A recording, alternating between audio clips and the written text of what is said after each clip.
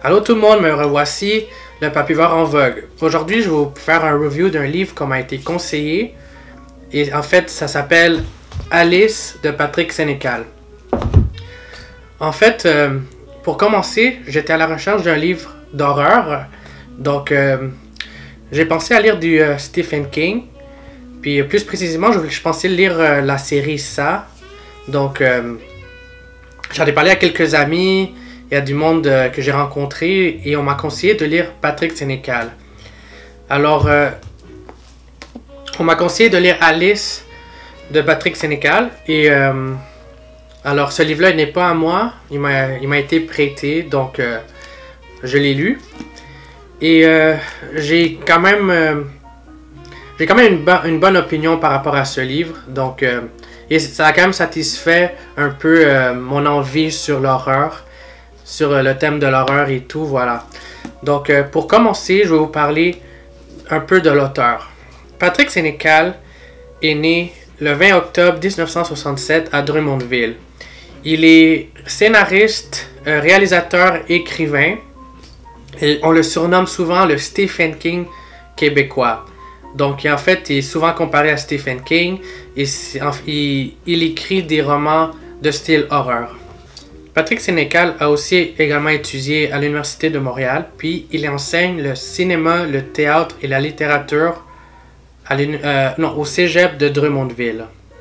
Donc, pour commencer avec le bouquin, ceci c'est le 4e livre de Patrick Sénécal, puis il a été publié en 2000 par la maison édition À Lire.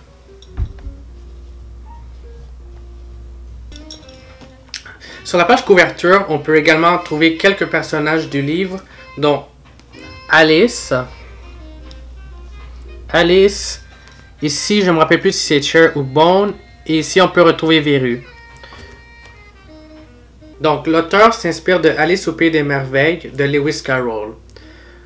Cependant, ça ne se passe pas aussi, enfantin que dans Alice au Pays des Merveilles.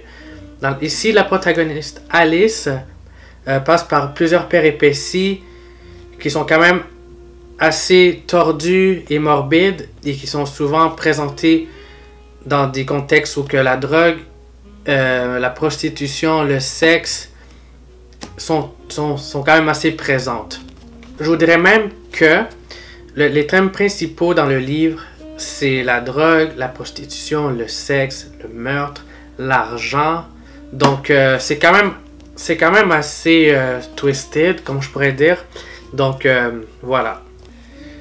Alice, en fait, est à la recherche de quelque chose, mais elle ne sait pas encore c'est quoi. C'est pour cette raison qu'elle est venue à Montréal, pour essayer de trouver ce qu'elle veut faire dans la vie, mais elle n'est jamais sûre c'est quoi. Puis, en faisant cette aventure, elle rencontre plusieurs personnages, dont Andromaque, Cher, Bone, Verru et plusieurs autres personnages.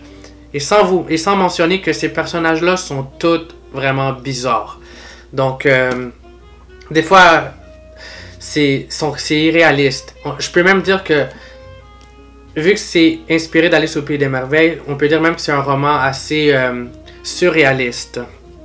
En vous parlant de tous ces personnages-là, je peux même vous dire que le schéma actantiel, excusez-moi, est aussi farfelu. Des fois, on peut retrouver les adjuvants et les opposants du sujet, dont l'héroïne ici, c'est Alice, que les rôles s'échangent. Des fois, on peut trouver que l'adjuvant devient un opposant à Alice, et des fois, l'opposant de Alice devient un adjuvant.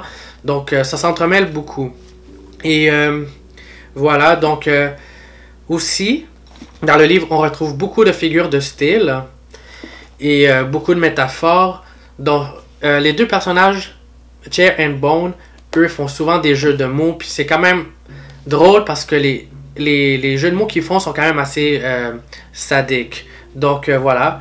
Le genre de langage qu'on retrouve ici, c'est un langage populaire et familier. On retrouve beaucoup de sacres. Et donc, quand je parle de familier et populaire, c'est souvent, je fais référence à la langue québécoise. Donc, voilà. Et c'est ça. Le livre est vraiment facile à lire. Donc, je pense que le livre contient à peu près 500 pages, mais il faut pas être intimidé car ça se lit super bien. Je pense même qu'une ou 2 semaines, c'est assez pour la plupart du monde. Donc, c'est quand même assez amusant comme livre, puisque vu que moi j'habite à Montréal et le lieu du roman se passe à Montréal, des fois je peux réussir à me situer. Voilà ce qui est bien quand on lit des auteurs qui sont locaux. Donc, c'est ça. Pour conclure, j'ai adoré ce livre-là. Je lui donne même un 5 sur 5. C'est super facile à lire. C'est pas trop long. Bon, disons que c'est relatif quand même.